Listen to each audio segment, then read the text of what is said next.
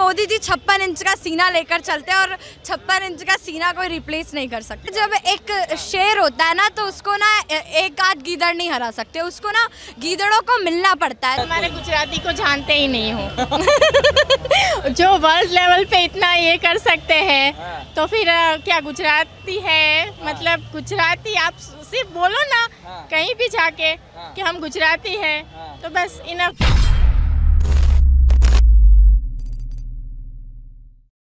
अभी हम चर्चाएं कर रहे हैं कौन बनेगा देश का अगला प्रधानमंत्री। जैसे केजरीवाल दावा कर रहे हैं, राहुल गांधी को कांग्रेस दावा कर रही है, राहुल गांधी नहीं कर रहे हैं मगर कांग्रेस कर रही है, नीतीश कुमार का। तो क्या मोदी जी का अब जाने का समय हो चुका है क्या?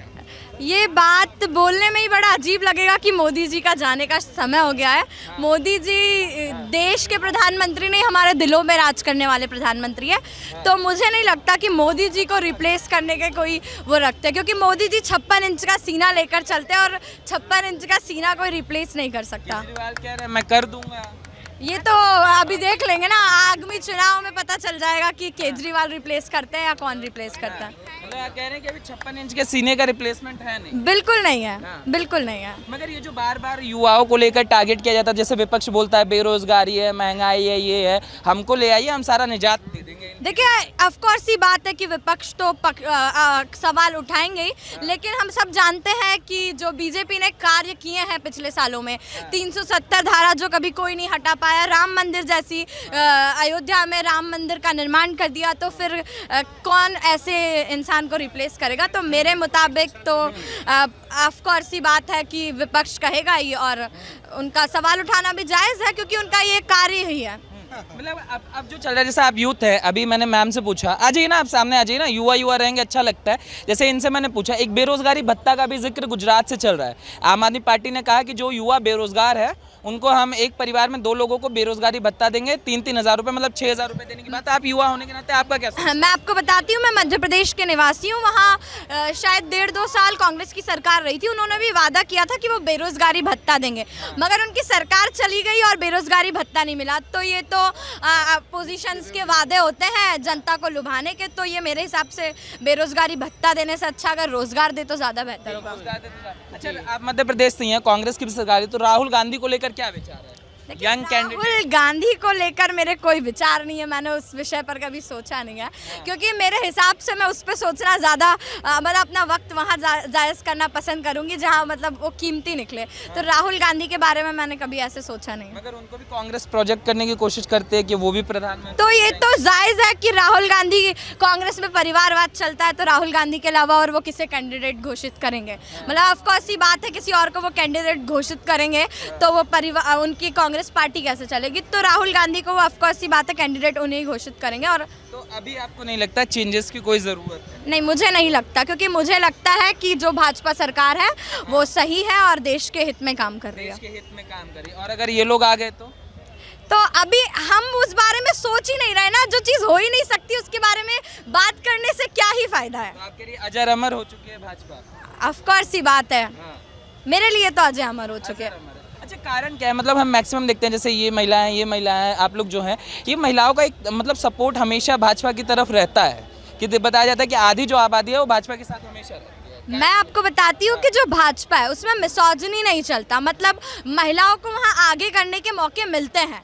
मैं मध्य प्रदेश की बात करूं तो वहाँ से उषा ठाकुर है, ऐसी सुषमा स्वराज है, तो मैंने महिलाओं को हमेशा आगे देखा है। मेरी दादी खुद भाजपा में मतलब सरपंच रही हैं, तो वो भाजपा पार्टी की थी, तो मुझे लगता है कि उन्हें हमेशा भाजपा ने महिलाओं को प्लेटफॉर्म दिया। जैसे हम गुजरात की बात करें, मैं लास्ट ईयर गुजरात में गई थी और मैं दिल्ली में यहाँ पढ़ रही हूँ, तो मैं दिल्ली में ज़्यादा शाम को बाहर नहीं निकल सकती, लेकिन जब मैं गुजरात गई तो मैं वहाँ अकेले रोड पर घूम सकते हैं। तो जो भाजपा है वो सेफ्टी की बात करती है, और ऑफ कोर्स ही बात है कि दिल्ली में हमें उतनी सेफ्टी नहीं मिलती है। आप भी जानते हैं दिल्ली सबसे अनसेफ कैपिटल में मानी जाती है। क्या मैम? महिलाओं के लिए इससे ज़्यादा अच्छी बात क्या होगी कि वो रात को 12 बजे भी अकेली अगर घूम सकती है, तो इससे सेफ्टी की बात मतलब क्या हो सकती है? हाँ, ठीक है ना। अभी पोल्यूशन का भी, आप दिल्ली से, मतलब आप दिल्ली में स्टडी करिए, अभी पोल्यूशन का भी मुद्दा दिल्ली में उठा हुआ है। पहले केजरीवाल बोलते थे पंजाब कर रहा है, फिर हरियाणा के पीछे, अब हरियाणा का लगातार स्तर गिरा है, पंजाब का स्तर बढ़ा है पोल्यूशन को लेके। अब वो कह रहे हैं केंद्र कुछ करे, हमसे तो होगा।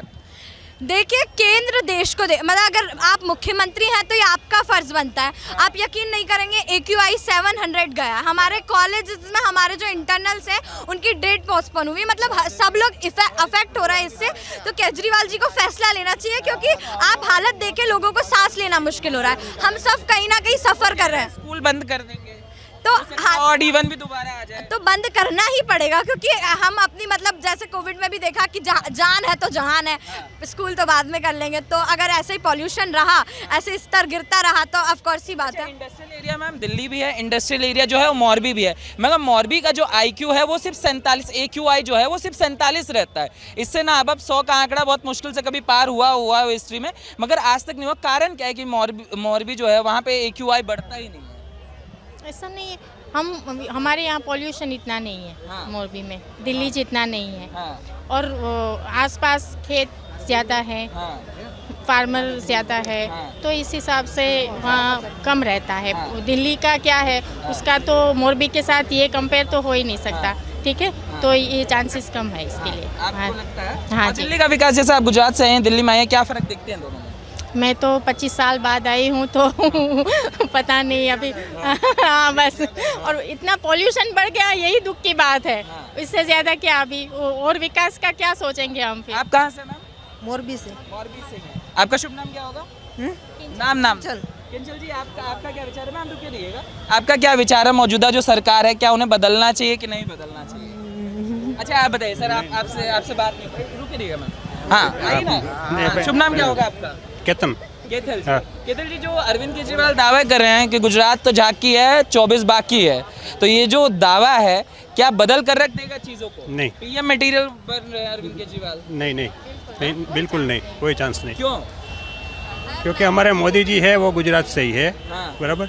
और उनके सिवा उनकी जो पर्सनालिटी है, उनकी जो भी इंटरनेशनल पर्सनालिटी बोले तो उसके सिवा कोई चांस ही नहीं है। हमारे गुजराती को जानते ही नहीं हो। जो वर्ल्ड लेवल पे इतना ये कर सकते हैं तो फिर क्या गुजराती है? मतलब गुजराती आप सिर्फ बोलो ना कहीं भी जाके कि हम गुजराती हैं तो बस इनफ, इतना ही। हाँ वही है गुजराती हैं। हाँ, आप लोग तो PM कुछ देते भी कर सकते हैं। इम्पॉसिबल को पॉसिबल कर सकते हैं। जो भाई हाँ। अगर आम आदमी पार्टी की सरकार बनती है तो उन्होंने कहा है कि हम बेरोजगारी भत्ता देंगे, एक परिवार को 27,000 से ऊपर का फायदा तक कराने की बात कर रहे हैं अरविंद केजरीवाल। वो तो भी देखे ना, हमें पता तो है नहीं। वो यहाँ दिल्ली में है, हमको तो एक्सपीरियंस है ही नहीं कि क्या उसने काम किया है कि नहीं किया है। हमको तो सिर्फ भाजपा का ही ये एक्सपीरियंस है। तो हम केजरीवाल की तरफ से तो कुछ कह नहीं सकते। भाजपा का कैसा एक्सपीरियंस है? अच्छा एक्सपीरियंस हमारे गुजरात में तो अच्छा ही है। वो तो कह रहा है कुछ किया धैया ही नहीं है, बस गुजरातियों को। से क्या होता है? मैं आपको बोल दूं कि आपके दिल्ली में केजरीवाल ने कुछ नहीं किया तो आप मान लोगे? नहीं मानोगे ना आप, क्योंकि आपका बेरोजगारी भत्ता को लेकर आपका क्या कहना है? जो कहा जा रहा है कि बेरोजगारी भत्ता दिया जाए युवाओं को, अच्छी बात है, लेकिन क्या होता है ना कि लोग जिससे यूज्ड टू हो जाते हैं ना, वो चेंज नहीं करना चाहते हैं उस चीज़ को।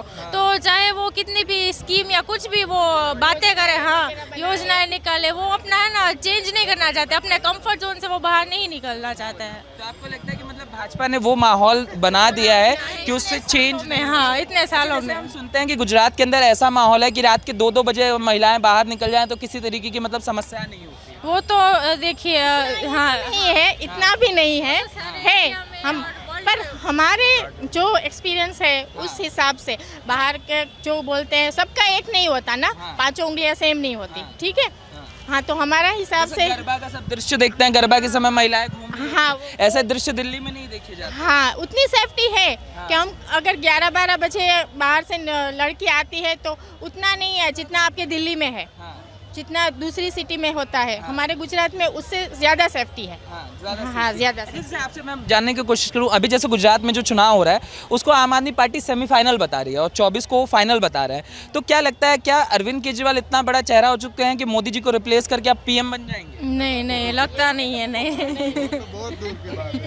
अच्छा, PM मटेरियल की मतलब बहुत लड़ाई चल रही है, जैसे अरविंद केजरीवाल हो गए, वहाँ से नीतीश कुमार बिहार से हो गए, राहुल गांधी अभी दक्षिण में घूम रहे हैं, तो ये लोग जो रिप्लेसमेंट की बात करें क्या रिप्लेस कर सकते हैं? नहीं लगता तो नहीं है। कारण क्या है? क्योंकि वो पर्सनालिटी ऐसी है हमारे PM की कि वो हाँ इंटरनेशनल स्टार ठीक है ठीक है। कहीं ना कहीं जब अरविंद केजरीवाल की हम बात कर रहे हैं शुभ नाम एक बार बता जी, मेरा नाम जय है, मैं दिल्ली विश्वविद्यालय का छात्र हूँ। जब हम बात कर रहे हैं अरविंद केजरीवाल को पीएम का देखने की और फिर जो भी उनकी सारी नीतियाँ हैं, तो चीज़ें समझ में आती हैं कि मुफ्त में जो सुविधाएं देना है उससे कहीं ना कहीं आप देख रहे हैं समाज आज सिर्फ सस्टेन कर सकता है। एक प्रकार से समाज जो आज है वैसा कि वैसे सस्टेन करता जाएगा मुफ्त की रेवड़ियों में, पर कभी समाज का विकास नहीं होगा।